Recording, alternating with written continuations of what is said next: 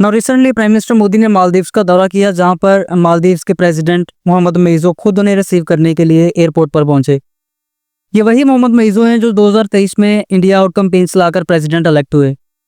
आज की इस वीडियो में हम बात करेंगे कि प्राइम मिनिस्टर मोदी के इस विजिट के दौरान कौन सी डेवलपमेंट्स हुई और इंडिया और मालदीव के ये जो रिलेशंस हैं ये साउथ एशिया और इंडियन ओशन रीजन को कैसे इफेक्ट करेंगे। इसके साथ साथ हम ये भी बात करेंगे कि चाइना का इन दोनों मुल्कों को करीब लाने में क्या रोल रहा है। अब अगर इंडिया और मालदीव्स के रिलेशंस की बात करें तो ये पिछले चंद सालों में काफ़ी टेंस रहे हैं, मगर इस विजिट के बाद ये उम्मीद की जा रही है कि इनके ये जो रिलेशंस हैं ये काफ़ी हद तक नॉर्मल हो जाएंगे। नरेंद्र मोदी जब मालदीव्स में उतरे तो मालदीवियन प्रेसिडेंट मोहम्मद मेइज़ो खुद उन्हें रिसीव करने के लिए एयरपोर्ट पर पहुंचे। इसके अलावा मालदीव के होम मिनिस्टर, डिफेंस मिनिस्टर और मिनिस्टर ऑफ होमलैंड सिक्योरिटी भी वहाँ पर मौजूद थे। ये एक बहुत बड़ा डिप्लोमेटिक जेस्चर था क्योंकि मोहम्मद मेइज़ो की प्रेसिडेंसी में ये किसी भी फॉरेन लीडर का पहला स्टेट विजिट था। इसके अलावा ये जो स्वागत था ये इसलिए भी इम्पोर्टेंट था क्योंकि 2023 में जब मोहम्मद मेइज़ो इंडिया आउटकम पेन चलाकर प्रेसिडेंट इलेक्ट हुए तो उसके बाद इंडिया और मालदीव के जो रिलेशंस हैं उनमें काफ़ी ज़्यादा टेंशन पैदा हो गई थी। तो मगर इस वार्म वेलकम के बाद ये बात वाज़ेह है कि मालदीव्स इंडिया के साथ जो अपने रिलेशंस हैं उन्हें बेहतर करना चाहता है और इसे एक रीस्टार्ट देना चाहता है। इसके अलावा अगर इंडिया की बात करें तो मोदी के मालदीव के इस विजिट की सबसे बड़ी वजह ये थी कि एक तो इंडिया के जो रिलेशंस हैं मालदीव के साथ उनको रीसेट किया जा सके और दूसरा जो इंडिया की पोजीशन है इंडियन ओशन रीजन में उसको और मजबूत बनाया जा सके। इस विजिट के दौरान मोदी ने $565 मिलियन के लाइन ऑफ क्रेडिट का अनाउंसमेंट किया, जो कि मालदीव के इंफ्रास्ट्रक्चर, हाउसिंग, हेल्थ केयर और एजुकेशन पर स्पेंड किया जाएगा।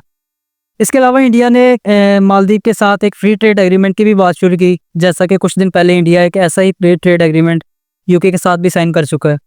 इंडिया और मालदीव के दरमियान जो बायलैटरल ट्रेड है फॉर द ईयर 2023 वो तकरीबन $550 मिलियन था और अगर ये फ्री ट्रेड एग्रीमेंट साइन किया जाता है तो ये जो बायलैटरल ट्रेड है इंडिया और मालदीव के दरमियान ये डबल हो सकता है। तो इंडिया के लिए ये विजिट काफ़ी फ़ायदेमंद रहा। एक तो इंडिया की जो नेबरहुड फर्स्ट पॉलिसी है उसको और स्ट्रेंथन किया गया।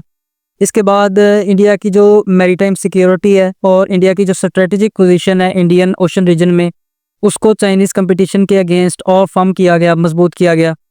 इसके अलावा अगर फाइनेंशियल कोऑपरेशन होती है बिटवीन इंडिया एंड मालदीव्स और फ्यूचर में अगर फ्री ट्रेड एग्रीमेंट साइन होता है तो इससे इंडियन बिजनेसमैन और टूरिस्ट के लिए और ज़्यादा अपॉर्चुनिटीज़ खुलेंगी। अब अगर बात करें कि क्या चाइना का इन दोनों मुल्कों को एक दूसरे के करीब लाने में कोई रोल रहा है, तो इसका जवाब है जी बिल्कुल, चाइना ने एक बहुत अहम रोल प्ले किया है। लेकिन चाइना ने कोई डायरेक्ट रोल प्ले नहीं किया है, एक इनडायरेक्ट रोल प्ले किया है। वो मैं आपको बताता हूँ कैसे। जब 2023 में Mohammed Muizzu president of Maldives elect हुए तो उन्होंने अपना जो सबसे पहला स्टेट विजिट था वो चाइना को देने का फैसला किया। जनवरी 2024 में उन्होंने चाइना का दौरा किया जिसमें 20 से ज़्यादा एग्रीमेंट्स पर साइन किए गए। इस वक्त जो मालदीव का 20% पब्लिक डेप्ट है जो कि तकरीबन $1.4 बिलियन बनता है वो चाइनीज़ लोन से है और ये वो लोन है जो कि Chinese belt and road initiative का हिस्सा है। अब ये जो डेप्ट बर्डन है ये 2024 में मालदीव्स के लिए एक बहुत बड़ा चैलेंज बन गया जब मालदीव के जो फॉरेन रिजर्व्स हैं वो $400 मिलियन से भी नीचे आ गए।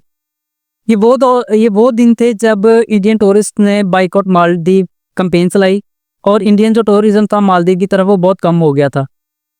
अब इन सारी चीज़ों ने मोहम्मद मेइज़ो को जो अपना एंटी इंडिया स्टांस था उसको चेंज करने का और इसको रिकंसिडर करने पर मजबूर किया।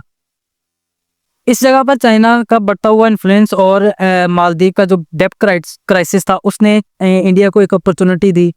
इंडिया ने 2024 में मालदीव को $50 मिलियन का जो ट्रेजरी बिल था उसका रोल ओवर दिया। इसके बाद अब जो नरेंद्र मोदी ने विजिट किया है इसके दौरान $565 मिलियन का जो लाइन ऑफ क्रेडिट है, ये जो सारी चीज़ें हैं ये मालदीव को इनकरेज कर रही हैं कि ये अपने जो रिलेशंस हैं इंडिया के साथ उसको बेहतर करे। तो चाइना का रोल इसमें यही रहा है कि जो चाइना का डेप्ट बर्डन था उसने मालदीव को मजबूर कर दिया है अपने रिलेशंस इंडिया के साथ नॉर्मल करने की तरफ। तो अब अगर आप यहाँ पर देखें तो इंडिया अपने जितने भी नेबर्स हैं उनके साथ अपने रिलेशंस नॉर्मल करने की तरफ जा रहा है। क्या पाकिस्तान को भी ऐसी ही एक स्ट्रेटजी अपनानी चाहिए और अपने नेबर्स के साथ अपने जो रिलेशंस हैं उनको नॉर्मल करना चाहिए? आपका इस बारे में क्या ख्याल है मुझे कमेंट सेक्शन में ज़रूर बताइएगा and I will see you in the next one.